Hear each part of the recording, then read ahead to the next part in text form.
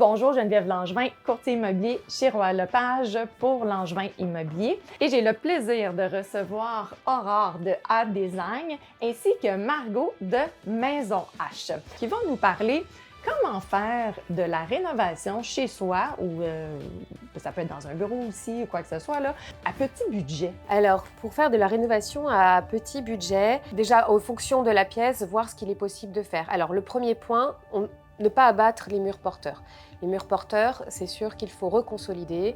Il faut demander, il faut demander des permis à la ville. Il y a des ingénieurs, donc c'est plus coûteux. Par contre, les murs non porteurs, ça peut être intéressant de les abattre pour agrandir un espace. Aujourd'hui, la mode et la tendance est vraiment aux espaces ouverts. Vraiment. Il faut optimiser ça. Donc parfois faire appel à un expert, à un designer pour essayer de déterminer quels sont les murs possibles à abattre. Ça peut être intéressant et aussi ça peut coûter moins d'argent parce qu'on va optimiser l'espace de façon à ce qu'on fasse le meilleur rendu possible et la meilleure valorisation de l'argent investi possible. Quand on abat par exemple un mur non porteur, on peut aussi avoir des problèmes d'agencement de parquet, qui est un parquet de la première pièce qui n'est pas le même que le second et quand on ouvre les murs, on a un problème de jonction.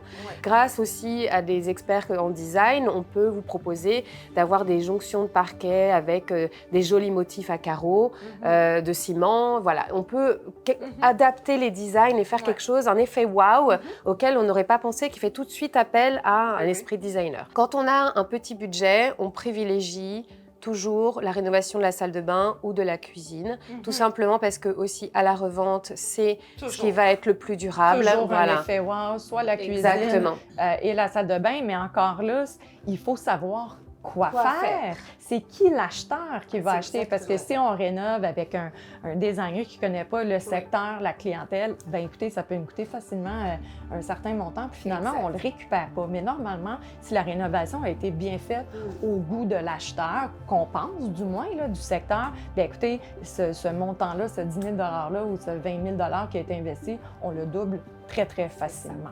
Donc on privilégie le bois, on va privilégier de changer les portes des armoires par exemple, on va pouvoir aussi proposer des apprêts pour camoufler des carrelages, on peut aujourd'hui mettre du béton ciré, on peut mettre beaucoup de matière pour aussi camoufler, rénover sans forcément tout changer, tout casser. Donc ça c'est vraiment les points positifs. Alors évidemment repeindre c'est vraiment voilà, le premier point sur lequel ça coûte pas grand chose et ça peut vraiment donner un petit coup de neuf à chaque bien immobilier. Globalement, voilà, c'est sûr que changer un parquet, ça coûte beaucoup plus cher, mais il y a encore là des astuces où on peut avoir des revêtements de sol qui peuvent camoufler sans forcément tout enlever. Voilà. Merci beaucoup. Merci, Aurore. Donc, écoutez, continuez à nous suivre. Partagez-nous, ça nous fait toujours très, très plaisir. Et sur ce, à la prochaine capsule experte.